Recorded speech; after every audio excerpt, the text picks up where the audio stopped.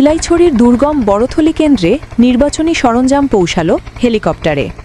রাঙামাটি বিলাইছড়ি থেকে সুজন কুমার তঞ্চঙ্গিয়ার পাঠানো সংবাদে বিস্তারিত। আসন্ন ত্রয়োদশ জাতীয় সংসদ নির্বাচনে ২৯৯ নং রাঙামাটি আসনে দুর্গম বড়থলি ইউনিয়নের একটি কেন্দ্রে জনবল ও নির্বাচনী সরঞ্জাম হেলিকপ্টার যোগে নিরাপদে পৌঁছানো হয়েছে বলে জানান উপজেলা নির্বাহী অফিসার ও সহকারী রিটার্নিং অফিসার হাসনাত জাহান খান। কেন্দ্রটির নাম রাইমুংছড়া। শনিবার ৭ ফেব্রুয়ারি বেলা ৩:৫৩ এ তথ্য জানান তিনি। আরও জানান, উপজেলায় ৫টিতে হেলিকপ্টার ব্যবহার করতে হবে বলে প্রস্তাব পাঠালে ৫টি কেন্দ্রেই হেলিকপ্টারে জনবল ও নির্বাচনী সরঞ্জাম হেলিকপ্টারে যাবে।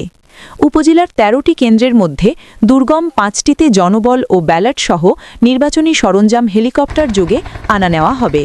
সেনাবাহিনী ও বিমান বাহিনীর সহযোগিতায় কেন্দ্রগুলোতে ভোটের ২-৩ দিন আগেই সরঞ্জামসহ কর্মকর্তা কর্মচারী ও আইন শৃঙ্খলা বাহিনীর সদস্যদের হেলিকপ্টার যোগে সম্পন্ন করা হবে।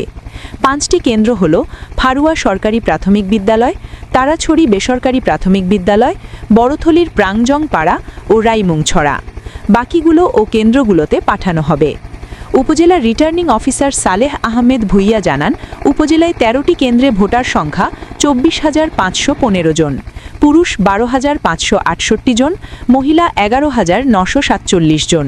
তন্মধ্যে বড়থলি ইউনিয়নে ২৩৩৪ জন, কেংরাছড়িতে ৫,৫৭২ জন, বিলাইছড়িতে ৭,২৪৭ জন ও ফারুয়াতে ৯,৩৬২ জন।